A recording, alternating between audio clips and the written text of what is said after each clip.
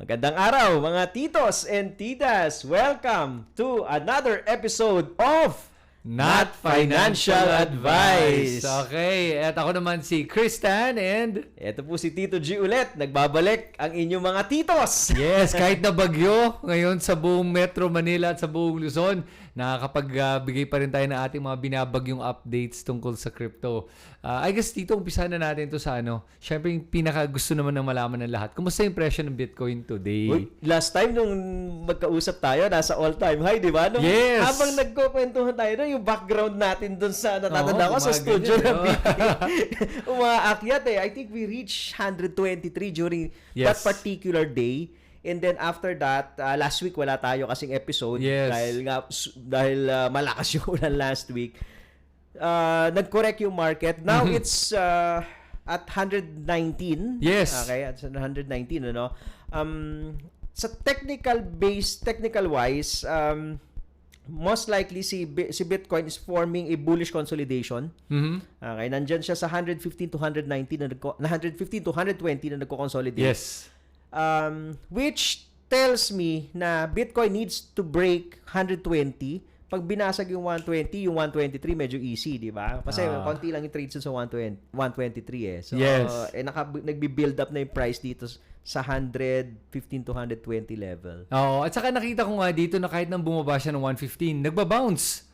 Hindi siya nagsistay sa 115 na matagal. Nagba-bounce siya. Nag-alala na nga ako kasi sa akin naman, ang tinitignan ko, which is weird kasi I think I'm one of the very few na ginagamit yung 300-day moving average. 300-day, in this case, ginagamit ko yung 300 period moving average on the hourly chart, if I remember correctly. At dito, pag tinitignan ko, pag hindi yan bumasag ng 300-hour moving average, usually, pataas pa yan. Bumasag, kaya lang nag-hold.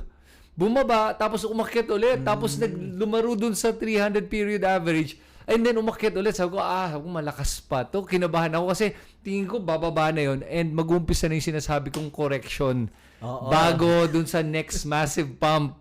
So, ang nagulat lang ako ngayon, Tito, and I'm wondering, normally kasi end of the month, pababa ang presyo ng Bitcoin. Bakit ngayon? We're literally at the end of the month. Pero pataas pa rin. Anong pinagkaiba dito ngayon? Tingin mo? Well, I think yung malinaw, yung tariff is one na medyo naayos na, no? Yung last deal with Donald Trump and the European Union, which happened last week lang, no? So, kumbaga, sarado na yung issue sa tariff yung uncertainty na yon nawala na on the table, kaya yung market nandun sila na-maintain niya yung pagiging bullish niya, no? So I think that's one na tinitignan ng mga traders and investors ng Bitcoin. Second is of course the ETF pa rin, no? Institutional adoption, buying ETF, and the corporate treasury pa rin, no? Michael Saylor parang he's raising another rounds of capital para to buy more Bitcoins. Grabe si Michael Saylor. Ako talaga sinasabi ko sa'yo, kahit naintindihan ko yung ginagawa niya at nakikita ko naman na marami siyang hawak na assets naman na hindi naman na nalalampasan yung liabilities. Actually, maliit nga yung liabilities siya kumpara sa kanyang assets sa balance sheet. Kaya tingin ko safe naman. Pero kahit papano, ninenervous ako na sobrang dami niyang binibiling Bitcoin. I don't know. I have this thing na parang if one person has that much Bitcoin or one company has that much Bitcoin, it just seems like baka may pwedeng mangyaring malala. Or if something happens because you're holding so much of that asset that it could affect you negatively, that it could amplify the negative effect. Yun. Unlike an ETF, kasi kahit naman sabihin mo BlackRock has the biggest holdings through this ETF or one of the biggest, remember, ETFs are held by individuals They're just managing it for individuals. Unlike MicroStrategy or Strategy, sila lang mismo may hawak nun. Yun ang kinakabahan. Gusto mo dagdagan natin yung kaba mo? Sige, dagdagan mo na nga. Sige na, pile on, go! Para hindi na masyadong bullish. Ano pa ba? Hindi, kanina lang, I read an article sa CryptoSlate. Usually, I read yung sa CryptoSlate, no? Yung sinasabi mo nga na posibleng risk, no, ng mga corporations na pumapasok dito using yung ginagawang strategy ni Michael Saylor, according to the article ng CryptoSlate, may risk din na magbubble ang price ng Bitcoin because of the corporate adoption strategy. So, pero they're not saying na yan, mangyayari na yan soon. They don't know when will that happen. But medyo bullish. Actually, pag nung hinimay ko yung news, sabi ko medyo bullish pa nga itong news Kasi they're looking at the price of Bitcoin to $1 million dollar per Bitcoin before the bubble burst. No? So, kung nung ina-analyze ko din yung news, tinignan ko, sabi ko, ilan lang nga ba yung nag-a-adapt na corporations nitong Bitcoin sa kanilang treasury? Hindi pa rin siya ganun karami, when you compare it. Kasi they are comparing it to the dot-com bubble I know aware ka doon sa dot-com bubble where more than hundreds of companies na nag-attach ng .com sa kanilang label, diba? And then lahat yun nagliparan yung price. Ngayon, nung tinitingnan ko, sabi ko mukhang hindi pa doon papunta kasi nga kukonti pa yung companies na merong hawak na Bitcoin sa kanilang corporate treasury. Ngayon, but that does not mean na wala ng risk, no? Na wala ng 100% risk-free na yung Bitcoin, di ba? Of course, there will always be risk along the way. Hindi natin alam kasi nga very sensitive yung Bitcoin sa mga geopolitical tensions, di ba? So, meron pa ring risk dun sa side na yon, okay, sa mga geopolitical tensions, macroeconomy, meron pa ring risk doon. But I think doon sa corporate strategy na ginagawa ni Michael Saylor, sa ngayon, with the level of adoption ng corporations, hindi pa ganun kalaki yung risk. Yeah, and not only that, if you look at the corporations naman, out of the 100 companies, top 100 companies that have already put Bitcoin in its treasury, top 100 lang pinag-uusapan natin, marami pa, more than 100 na to. Out of the top 100, only 32 have over 1,000 Bitcoins. Majority have hundreds lang at the very most. So, hindi naman yun ang pinaalala ko talaga. Inaalala ko siguro yun nga, strategy is the number one. I forget who was number two, Metaplanet ata, pero distant number two ang Metaplanet and the other treasury, proxy companies. And sa akin, the adoption of the companies as treasuries for Bitcoin, ang interesting dito, it acts like another way to lessen the supply. So, para siya nagiging supply constraint, which is actually accelerating the price of Bitcoin. Kaya tingin ko nga, hindi na bumabagsak yung presyo ng Bitcoin. Kasi every time bumabagsak, merong treasury dyan, may kumpanya dyan that adopted the Bitcoin as part of its treasury na bumibili ng Bitcoin. So, pag nakita nila, nag-115, may bibili yan. May hahabol yan. Ako nga mismo, as an individual, as a retail, pag nakikita ko Bitcoin right now at 120, pag tumama to ng 115, bumili ako at 115. So, I will buy on those dips. So, I think people are buying that. So, I think ko nga ngayon, mas less volatile na nga siya. Apparently nga, si Luis, our good friend Luis Buenaventura, naglabas siya ng chart niya. Tinignan niya yung volatility ng Bitcoin ngayon. At nakita nga niya, bumaba na daw yung volatility kumpara sa last cycle. In the last cycle, the volatility was roughly at about 60 to 70%. Ngayon na, ang average in the last 3 years is 50%. This year nga, parang at 48% And it's going down. So, baka 43 na nga So, that's the good thing about what I'm seeing with the volatility. I like the fact na medyo nababawasan yung volatility. Kaya nga nung nagkagera recently sa Thailand at Cambodia, wala. Parang walang nangyari nga Diba? So, yun. Actually, yung volatility attracts institutions Kasi most of the institutions, pag mataas masyado yung volatility, don't want to touch a certain asset na masyado mataas yung volatility level. So, nakita natin nga recently sa price ng Bitcoin, nung nag-stabilize siya sa 100K, di ba? Nung dinefend niya yung 100K level, going to 120, yung climb niya na yon, wala na masyadong mataas na volatility doon. Last cycle, if I remember correctly, habang tumataas yung price ng Bitcoin after we break the 20,000 level ng Bitcoin, and then we reach the 40, weeks lang, naging 60 na Tapos after that, after 60, it dropped by 50. So sobrang taas ng volatility last cycle. Habang tumataas yung volatility. But this time is different kasi nung stabilize ka sa 100 to 120, that's 20% increase, mas mababa yung volatility. That's interesting. Nabanggit mo yan And tingin ko nga right now that we are at the 119, 120 level, na parang hindi ko na well, at least for now, I can't see it dropping below 100 again kasi I think maraming support yan. Yung 100 is lumalabas sa kanya parang support line na yan eh. Hindi na yan pag bumaba yung below 100, I guarantee you maraming bibili niyan na hindi yan bababa below 100. At this point, I think until maybe the end of this cycle, maybe pwede mag 50% drop ngayon like what you were saying pag correction yung malaking end of the cycle, pwede pa mag 50 down yan. Pero that's given na tatama ba to ng 200 by the end of this cycle? Yun. Yun ang tanong. Oo, pero before we get into that, kung abot ba ito ng 200 before the end of this cycle, babanggitin ko lang na, yun na nga, I still hold my position na next week, when we hit August, mag-umpisa na yung decline nito. And it's a healthy correction. It's not even a bad thing. It's a healthy correction. Mag-simmer yung market ng konti, mag-chill lang yan for August and then September, and then baka sideways action, and then October. October happens. So, and pag yan mangyari, dahan-dahan, biglang biglaan yan. Yun na yung next leg up, I think. Ang iniisip ko lang ngayon, from where we are today, it still looks like it's very strong. Do you think 120 before magkorekto? Or do you think ba hindi na to magko-correct? It's really hard to... Ako, I always look at the technicals eh. Okay. So, right now, kung makikita mo, as I mentioned earlier, bullish consolidation. So, the movement is sideways. We've seen yung aggressiveness ng buyer nung nag-dip ng below 115. I think that was last Friday. Hindi naman nag-close ng below 115. I think 118 tayo nag-close. Yep. So, nakikita natin na may mga buyers talaga doon. We need to take out 120 muna. I don't know when. Kasi ang hirap i-predict nung timing kung kailan niya babasagin yung 120 na yon. But yun yung crucial for me na babasagin niya 120.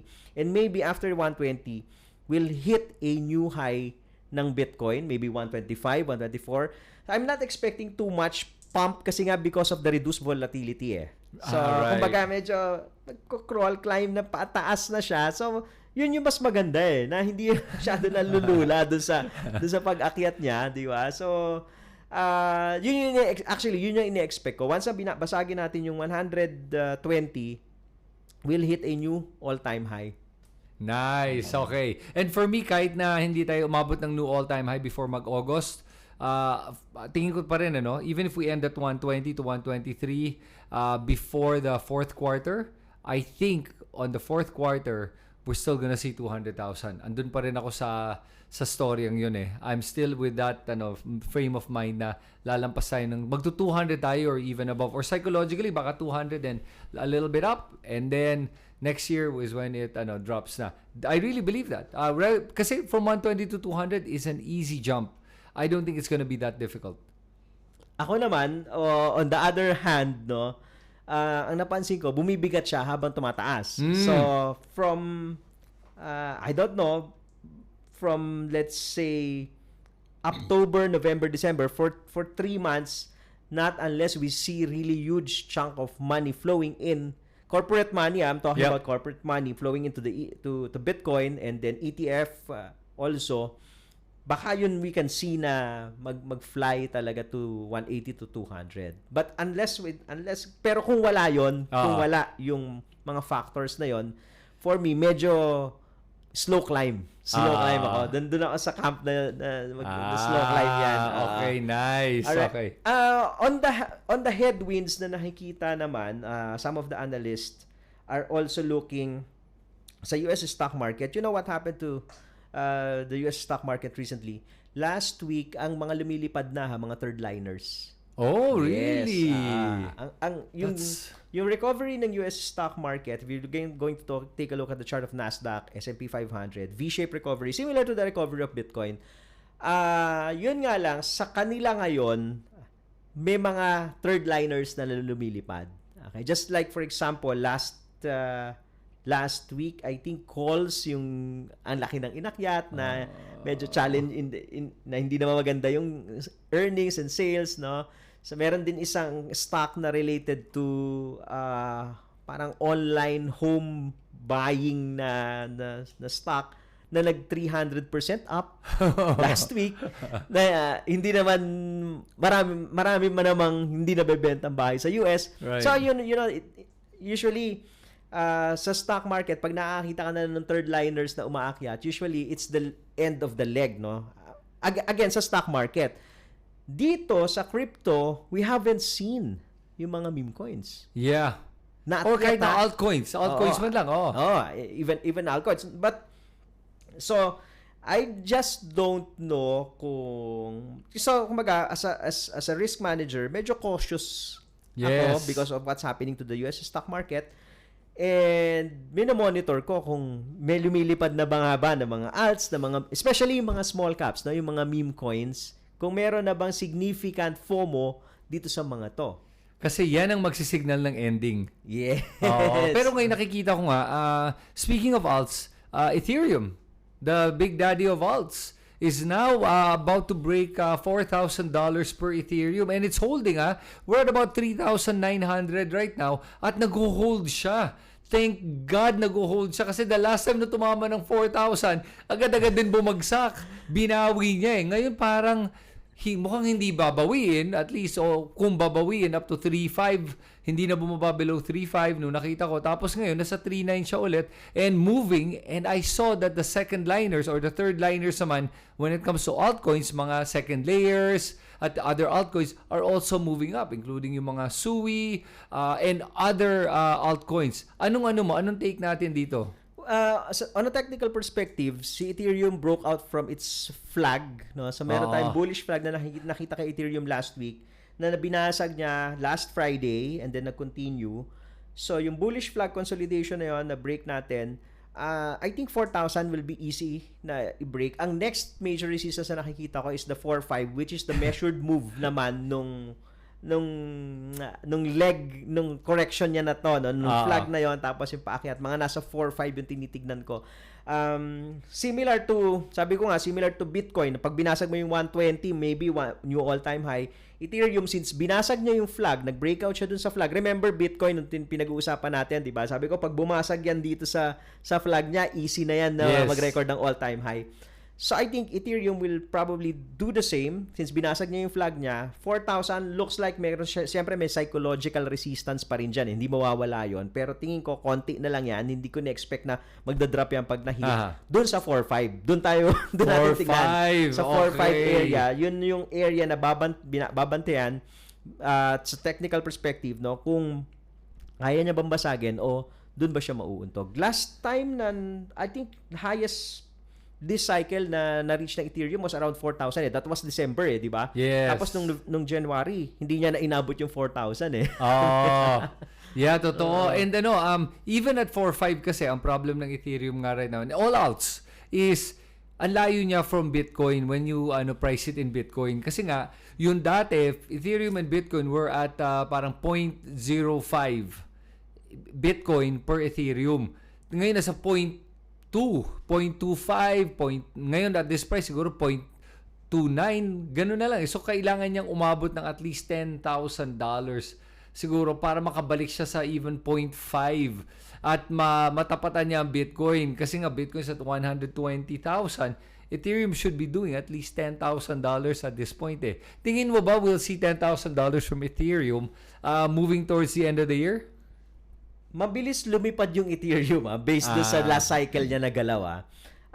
And right now, ang mga catalyst na posible sa Ethereum is the corporate adoption.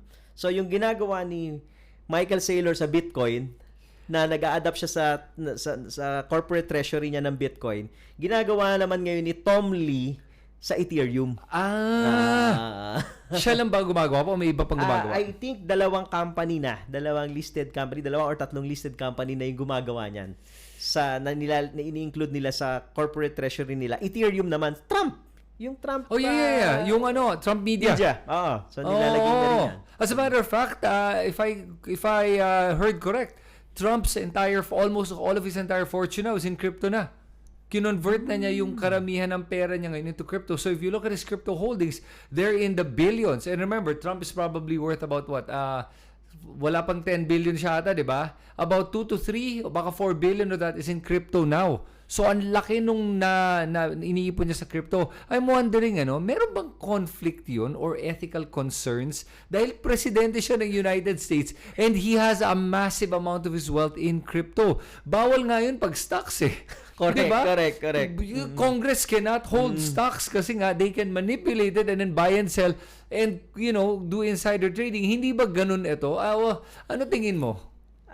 Look, siguro kung pag-uusapan natin kung meron ba siya na-violate na law sa US, mukhang wala na.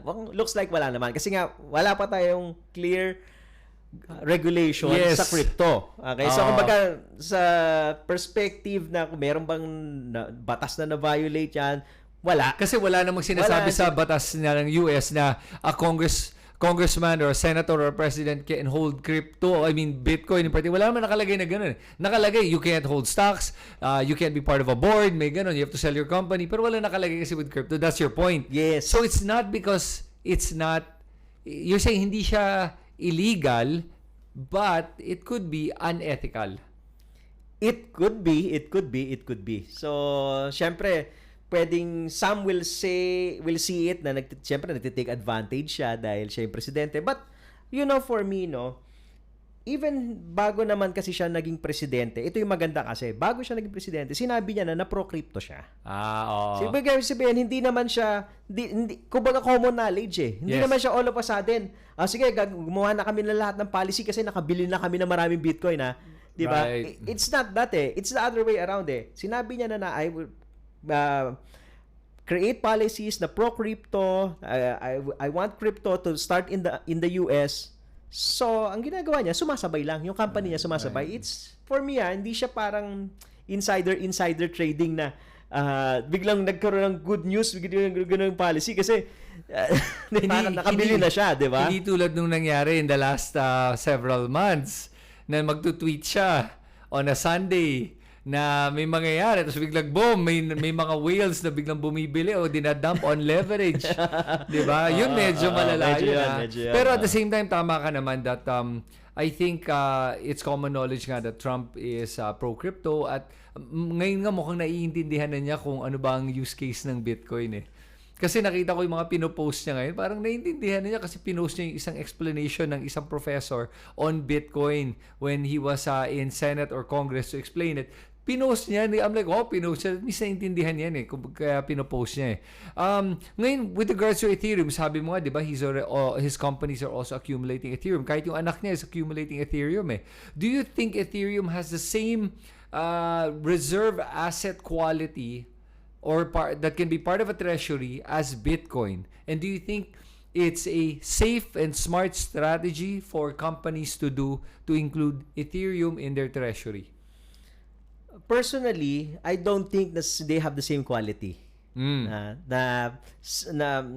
Kasi si Bitcoin, so sabi nga is a safe haven asset. Yes.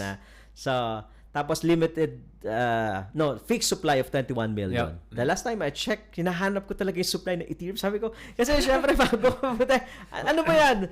Fixed supply ba yan? Kasi syempre bago mo ilagay sa di ba? You make sure na hindi ka babahain ng supply. Yes. Alright? So the last time I checked, hindi eh. Yes. Pero in fairness to Ethereum, ako I'll defend Ethereum naman na kahit naman hindi sila fixed supply, pero deflationary sila based on yung algorithm nila, yung burning mechanism nila, they're deflationary.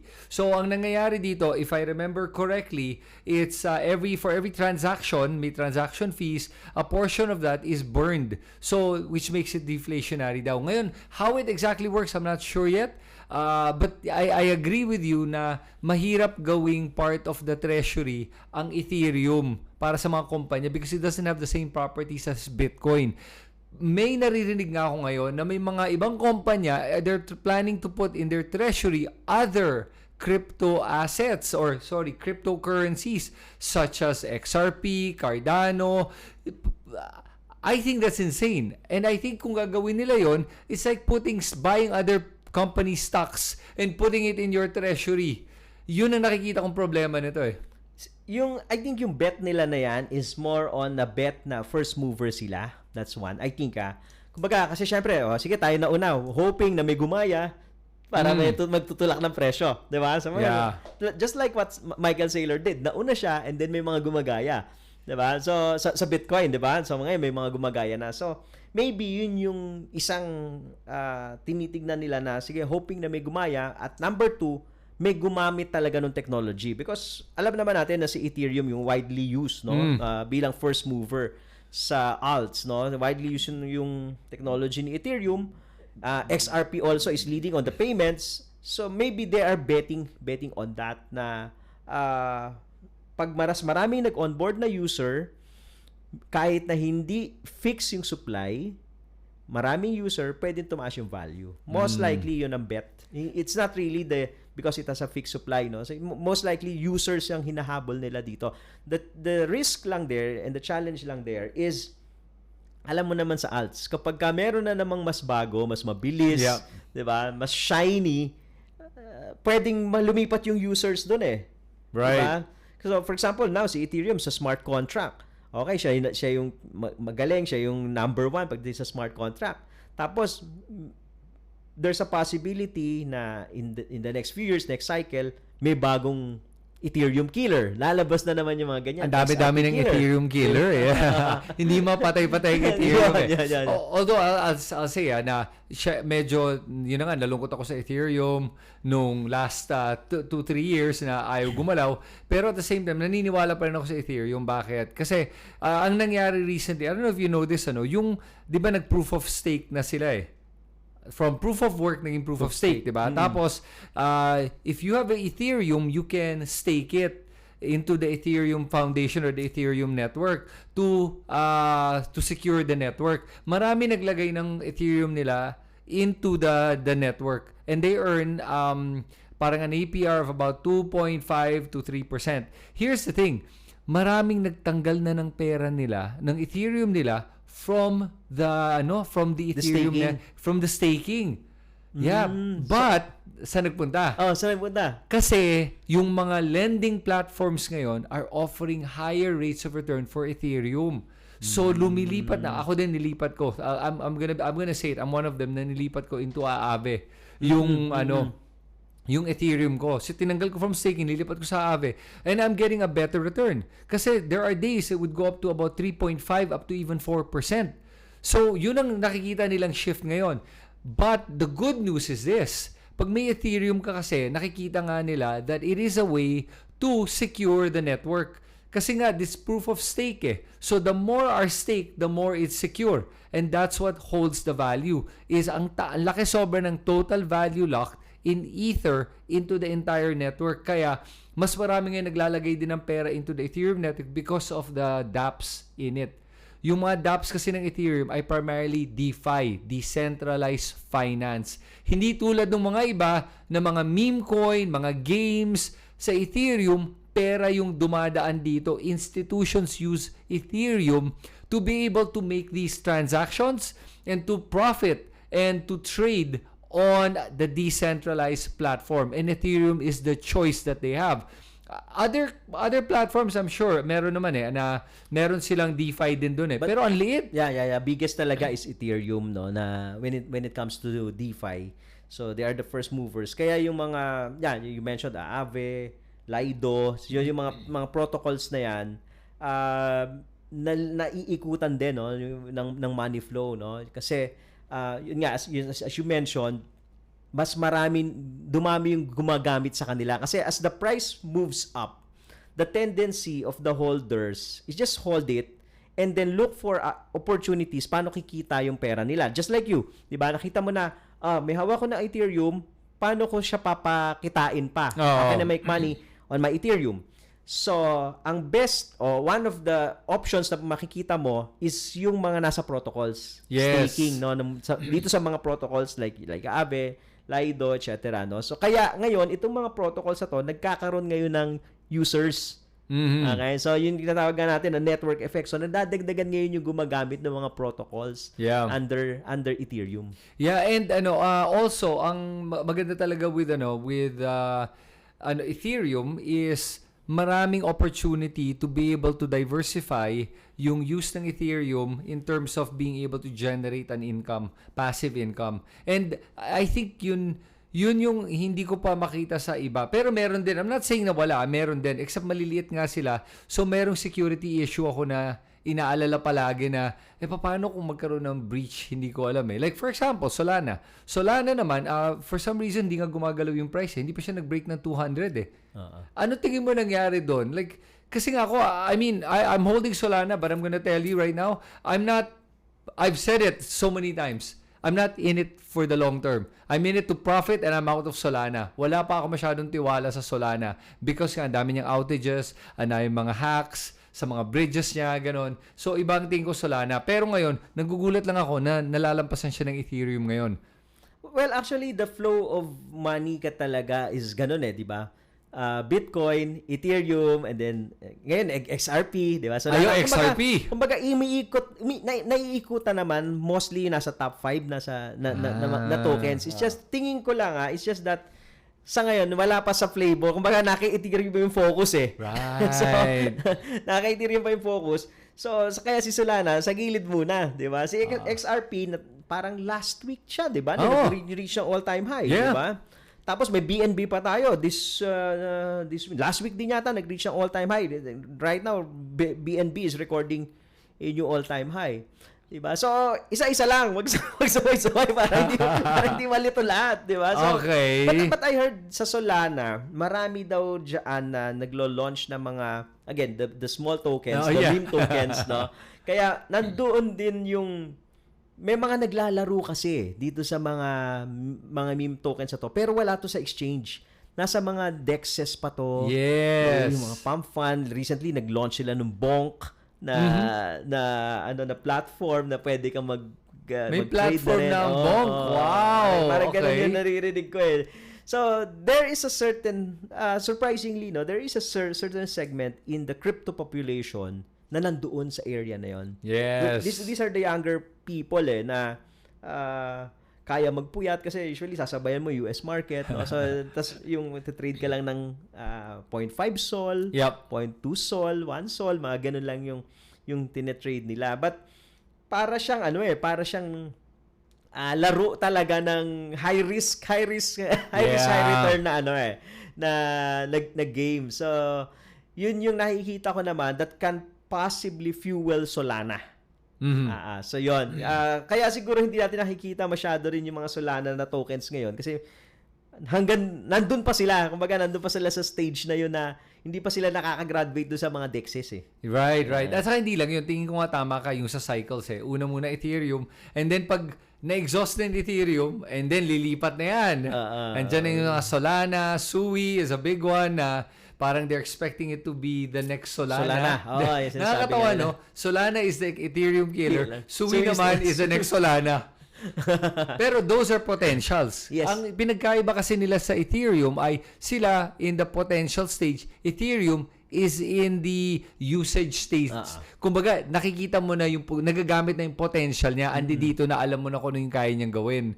So, banggitin ko lang na naggumawa nga ako ng video about it yung pwede kang humiram ng pera sa Aave. Oh, yeah. Ay, di ba we were talking about this off cam? I actually did a video kasi I actually checked na because nga I get 2% sa Ethereum ko and let's say I borrow USDT at 5%, because I'm over-collateralized, lumalabas I'm actually negative interest. And because ang laki ng collateral compared sa inutang, for example, let's say your collateral sa 100,000 pesos. Tapos umutang ka ng 20,000 pesos, 'di ba? Kahit na bumaba yung presyo ng Ethereum to half, there's still 50,000, 20,000 lang hiniram mo. So, in essence, hindi ka talaga maliliquidate. So, ang ganda nun, and the money, in essence, is free. You'll never have to pay it. Alam mo, yun ang daming gumagawa. Why you never have to pay it? Because wala namang terms ang yung utang eh. Sa DeFi but eventually we need to pay it. Wala lang due date. Walang due date. Yeah, exactly. But then think about it. When do you need to pay it? When will it be called? Yeah. When will the algorithm say bayaran mo? Kasi the algorithm, they're collecting interest from you, the 5%. Pero maybe we need to pay it when you're getting your Ethereum na, di ba? If you have to get your Ethereum, yes. You need to return the 20 Of course, you need to return it yun.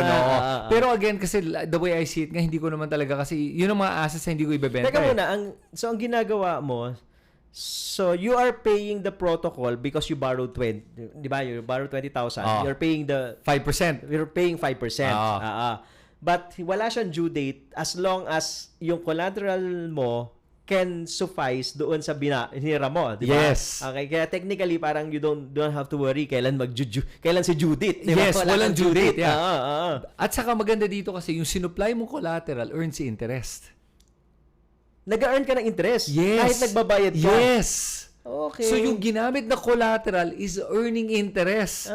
Kaya nga sinasabi ko magzi-zero yan or even negative interest on your loan because let's say 100,000 pesos yung collateral mo at 2% of 100,000 is 2,000.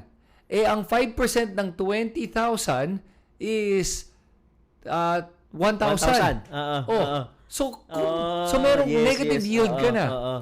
So kahit bumagsak siya to kalahati, then zero ka. Zero interest. So you don't have to pay and it's free money. Call it free money. Kasi you're not paying to use the money. So what in essence you can do, I don't recommend na umutang ka para bumili ka ng isa pang crypto asset. I think that's a bad idea right now. Yeah. Okay? Kasi pag bumagsak yan, yari ka, hindi mo mababayaran yan. Tsaka pag umutang ka kasi, umutang ka ng dollars, tapos papalitan mo into Ethereum, huwag mo gagawin pag yun. umutang ka kasi sa TradFi, may due date yun. May due date. Pero ako re-recommend ko that you borrowed if you need, for example, like for me, I'm planning to buy nga an EV, doon ko kukunin yun. Di parang may EV na ako, tapos it's a tool naman that I need for work to get things done. So, okay lang sa akin yun. But I'm not gonna borrow money like this tapos para lang mag-shopping ng mga damit. What a useless way to do it. Or, ito yung isa sa akin, because I'm starting a business. Yun. Then that's good because now you have money that you're not paying interest on to start a business, to generate a revenue, to generate an income. Na in essence na-add mo ng 20 or 30% yung asset base, tapos yung 20 to 30% na additional asset base mo is now generating you an income by investing it in a business or whether it's you could even buy a different type of asset na mas stable, na paakyat, ganon, whatever, you could do whatever you want. You could even take that money and then lend it again. Yes. And earn again. Pwede mo rin gawin yun. I mean, there's so many hacks to this that you can do So yun ang nakikita kong parang, pwede yun to. Pala yun. Pala yun. So, yun ang kagandahan dito sa sa crypto, no. Ang dami talagang avenues for you to earn, to make money. Pagtsatsaga ka lang talagang i-research yung mga yan, kasi hindi siya madali, to be honest. Ako kahit na magbabasa ako, titignan ko yung protocols, iniisip ko, kaya ko ba yung risk nito? Nandun pa rin ako sa so hindi ako comfortable na hindi ko hawak yung crypto ko Okay. So I think interesting yan yung common misnomer. A lot of people na hindi naintindihan how DeFi works thinks that exact thing na kahit sa mga comments sa video, sinabi sa akin yan na hindi ako comfortable na hindi ko hawak ang crypto ko. Guess what? When you're on DeFi, hawak mo ang crypto mo. Ano ibig sabihin nun? I am allowing Aave to interact with my crypto. Hindi nila hawak yun. Ibig sabihin, it's not in their custody. I still have the only control of the Ethereum na pinahiram ko. Bakit? Kasi ako lang ang pwedeng mag-sign in at mag-authorize ng lahat ng transaction. Ang inauthorize ko lang ay babayaran mo ko ng 2%. Okay? So that hawak na and pwede kang gamitin as collateral. That's the only thing you're allowed to do, Aave. And remember, it's a smart contract. So ibig sabihin nun, walang pwede magpalit niyan or biglang mag-confiscate ng crypto ko. So anong risk? Alam ko inisip mo, paano kung nagsara nga Aave? Ayun. Kumbaga na-hack yung protocol, di ba? Okay. Yes. So first, hindi pa na-hack yung Aave. Okay. But let's say na-hack, which very impossible. It's actually impossible with Ethereum na ma-hack yan right now. With the way Ethereum, I find it very difficult to hack. Anong hack ang sinasabi mo? Kasi hacking, hindi ko talaga nakikita. Kasi ever since Aave started, hindi pa yan na-hack Hanggang ngayon, hindi pa rin Nahahanap nila, may mga, sila ang tawag mo doon, yung may mga bounty sila mga white knights na naghahanap ng mga vulnerabilities at nahuhuli nila kung meron na ayos agad eh. So, ang only thing na inisip kong concern ng mga tao ay paano kung nawala yung Aave? Paano kung nawala? Kung nawala yun, alam mo, makukuha pa ba yung crypto mo? I don't know. Ayun pa rin. Yes. Makukuha mo. You just go directly to the blockchain. Because remember, Etherscan, you can access, you can interact directly with Etherscan. And sa Etherscan, makikita mo yung smart contract na nakalagay doon na kung gusto mo nang i-withdraw, pwede mong i-withdraw. Kaya lang, dahil naka-smart contract na hindi negotiable, immutable yan ha, kailangan mo bayaran yung utang mo through that smart contract. So you're interacting directly on the Ethereum network. Okay. Aave is just the front end. Parang shiny front end lang yan. Now I get it. Yun. Kaya walang risk. The only risk is kung bumagsak ang buong Ethereum network. Medyo low risk yun. Very low risk kasi Ethereum has hundreds of billions locked into the network right now. Hundreds of billions. Aave alone has 45 billion locked into Aave. That's as big as the top 3 banks in the Philippines. But ang nakikita ko pa na possible risk, no? Kasi syempre, you're doing all your transactions in your computer. So kung ma-hack din yung computer mo, 'di ba? So it's possible din na ma-access nila yung So anong hack sa computer ang iniisip mo? Yung mga keyloggers, yung gano'n, 'di ba? Okay. So kung makuha yung password mo kasi hindi pa rin kayang buksan yung wallet mo unless they're on your actual computer. Pero if they're not on your computer, even with the password, they cannot access your account. Kasi nga, 'di ba, yung computer na yan, inimport mo yung wallet dyan using your 16-word phrase or 24-word seed phrase, 'di ba? So kahit na anong computer gamitin nila, they cannot import the account without the 16 or 24-word phrase. That's the only way they can access it. Pag nakuha nila yung 16 or 24-word phrase, they can even create a new password and take the money. Actually, basta nakuha nila yung 16-word phrase without your password, wala na. Even in Bitcoin naman eh. Yes, yun yung danger. Even nasa ledger mo yon. Yes. Pag nakuha yung 16, 24-word phrase mo, you're done. No password needed. Ubus ka. Okay. Pero kahit password makuha, hindi nila makukuha yon. Unless nga, yung nangyari, yung mga phishing, where biglang may magpapapa, akala mo MetaMask, tapos sabihin sa'yo, please type your 16-word phrase to create an account. Tapos isipin mo, nangyari sa kaibigan ko tayo. Sabi niya, ano nangyari? Baka nawala yung wallet ko. So, tinype lang niya ulit. Hindi pala MetaMask yun. Pag-type niya, within an hour, nagulat siya, hindi na niya, pagtingin niya sa account, wala na yung mga niya. $120,000 gone. Gone. Grabe. Yeah. So yun lang. So nakwento ko lang kasi I thought it was a really really good Ako natuto din ako kasi isa ako dun sa sa hindi ko kayang busisiin na yan eh. Yeah. May nagsasabi na sa akin yan about that. And so kailangan ko as a risk manager, lagi kong iniisip, kailangan ko muna aralin yung risk nito eh. Bago ko siya pasukin. Kaya nandun ako kumbaga kahit nasa crypto ako, medyo nandun ako sa tito na crypto na medyo conservative eh. Yes. Dito lang. yun ang move ko eh. Kasi nga, I don't have enough time to study everything eh. Kasi I'm more into trading lang, diba? So, right now, nung kinuwento mo, okay, it makes sense. Kasi, you can still make money, you can still earn, you can borrow and lend, you can use your crypto, you can play with your crypto with the same risk na para kami hodl na Bitcoin. Yes, actually, I actually think nga, pag tinignan mo, mas risky pa nga pag yung pera mo na sa bangko. Ay, sobra. Kumpara dito, kasi sa bangko, may custody sila ng pera mo. Literally, pwede nilang sabihin sa'yo na, sorry, tito, you did an unusual transaction, we have to freeze your account. Teka, can I appeal? Hindi po pwede. 5 days or 1 week or maybe 2 weeks before we'll get back to you. Sa Ethereum, walang ganon. They don't have custody. I can pull out my money anytime I want as long as I pay for my loan. Kung wala ka namang loan, same. I just pull it out anytime I want. And I can do that on the blockchain. Yun. So, antay ko yung EV mo, ha? Oo. Well, magandang istorya yan. Galing sa crypto, no? Just like what Chris did, di ba? Yung binili niya yung Tesla niya.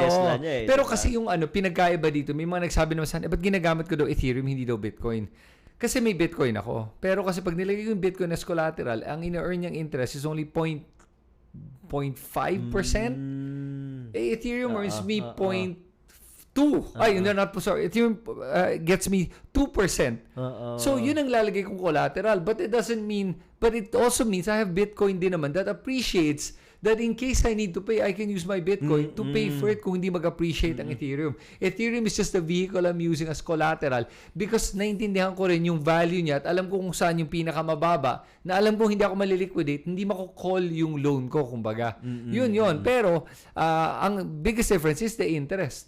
Oo, yes. Kaya free man. Sabi mo nga parang negative interest eh. So Yes. parang magba-balance out lang. So technically parang wala ka binigyan kanila ng loan with zero interest. Yeah. Diba? In other words, binigyan lang ako pera. Chris, ito.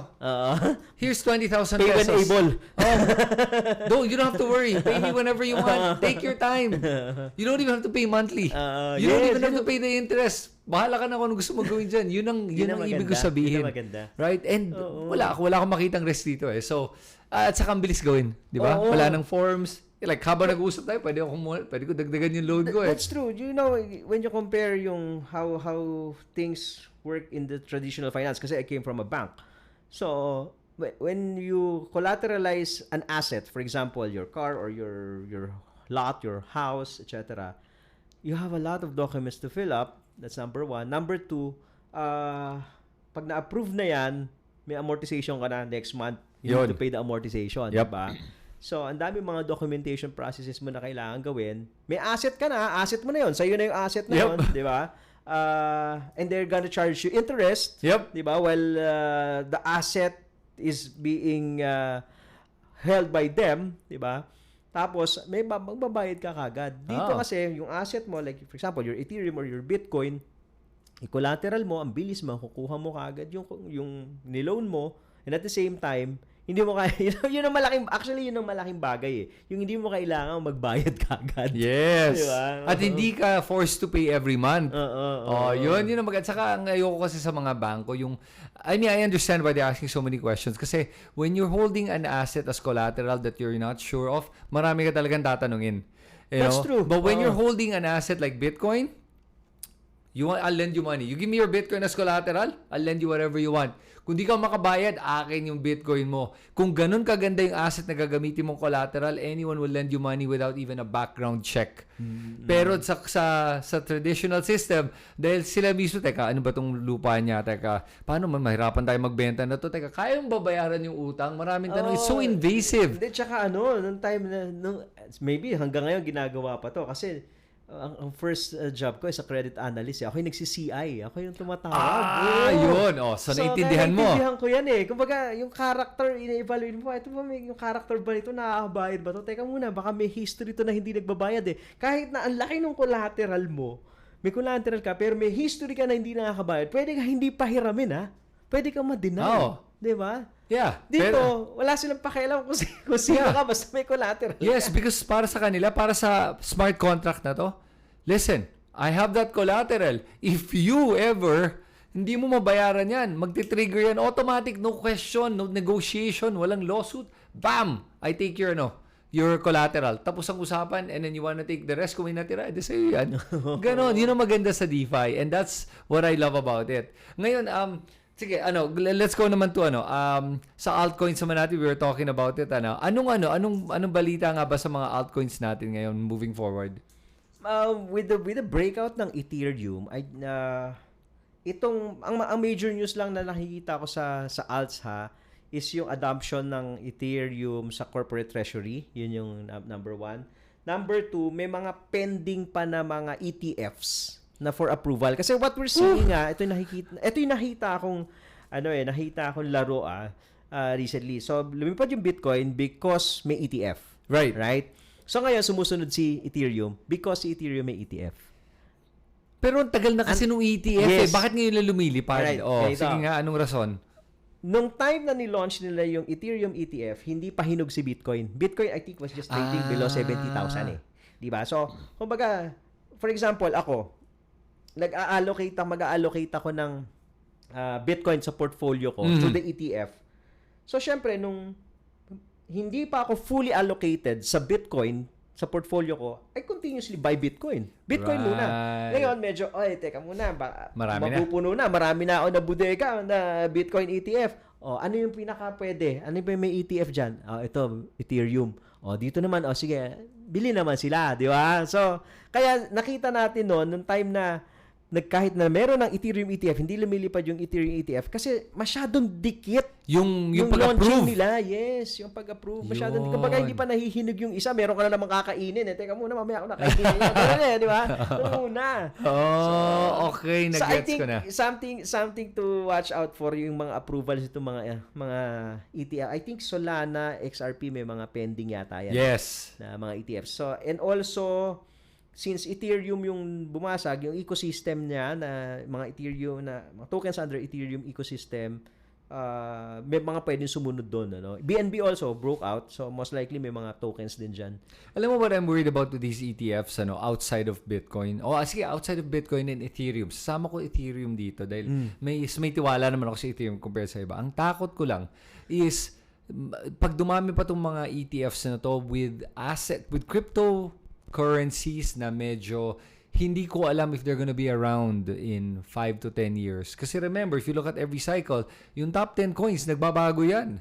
Ang hindi lang nagbabago so far is Bitcoin, Ethereum, and a couple of others, pero nagbabago yan. Remember, in the last cycle, Polkadot was one of the top 10. Ngayon, wala. nasaan na? Yes. Yun, I have Polkadot. Nasunog ako doon. So that's what I'm saying na nakikita kong problema dito sa paggagawa ng ETFs just with any cryptocurrency. And I think that could be where that bubble that you're talking about could happen. Kasi etong mga crypto na to, we don't even know if it's even going to fulfill its potential. Yeah, I think the role of the regulators will come into play now. Kasi before they get approval, that may mga pagdadaanan ng mga processes yan eh. So now makikita natin yung importance, no? While everybody hates bakit may regulation, etc. Ngayon mo makikita di ba, na siyempre, pag dumaan yan, in-approve yan, may ETF, in-approve ng SEC in regulation, ibig sabihin, at may certain level of scrutinization na pinagdaanan yan. Okay? So, kumbaga, compare it to other coins naman na wala namang ETF, hindi naman dumaan doon sa process na yon. So, medyo tataas yung confidence level mo eh. Right. And, of course, dahil ETF yan, may approval yan, not anyone can be approved and get an ETF. Dapat. Yes, but then this is where we see kung effective bang regulation. Because for me, yan ang nakikita kong problema ng regulation. I don't find it effective based on what happened in 2022.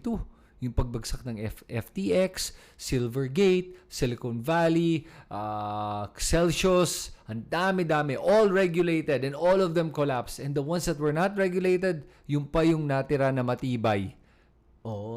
Yun ang kaya ako hindi ako masyadong naniniwala sa regulation kasi tingin ko kasi hindi pa naintindihan ng ating mga regulators kung ano yung nire-regulate nila. Kaya naglalagay lang sila ng regulation para masabing meron without truly understanding the risks that they have to protect the investors from, which is why they create the regulation in the first place. So hindi nila naintindihan kung ano ba yung objective nila with this regulation. So instead of helping the investor protect their assets, ang nangyayari dito ay they're actually just inhibiting or hindering the growth of the project and from letting people invest properly in these cryptocurrencies. I see. I have to agree on you on that.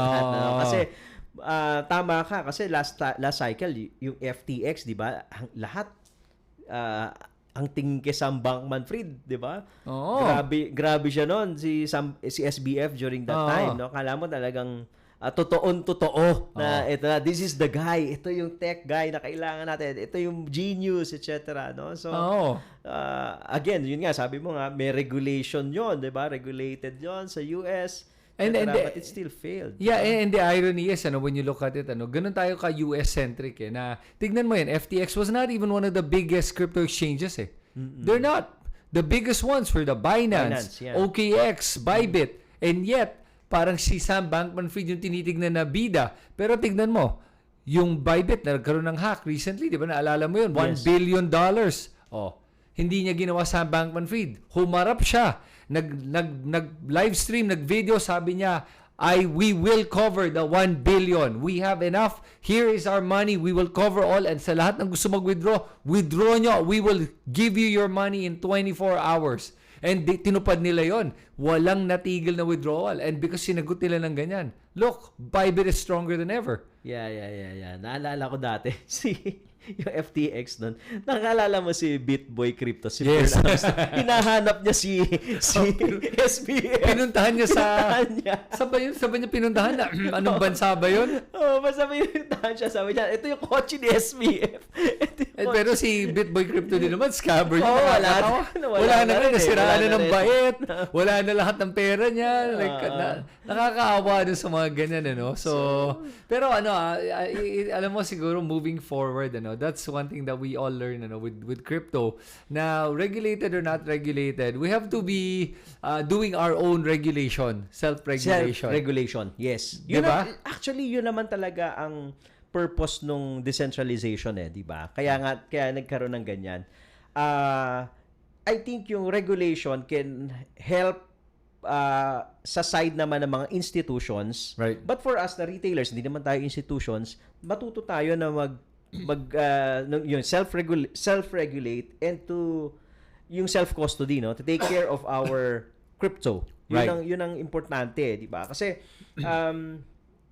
kung susundan mo lang ng susundan din what are the institutions are doing, kasi sila, alam mo yung mga institutions, to be honest, pag naglagay naman ng allocation yan to a certain asset, hindi naman naka 100% yan Yep. di ba? So for example, even if nung nag-collapse yung FTX, may mga institutions na pumasok doon, pero hindi naman sila 100% na allocated doon. So buhay pa rin 'yon, 'di ba? Buhay pa rin yung mga institutions. Pero kung ikaw retailer ka, you're always following what the institutions are doing, tapos naka-all-in ka, hindi ka nagse-self-regulate. Pag nag-collapse, ikaw yung mostly affected. Yeah.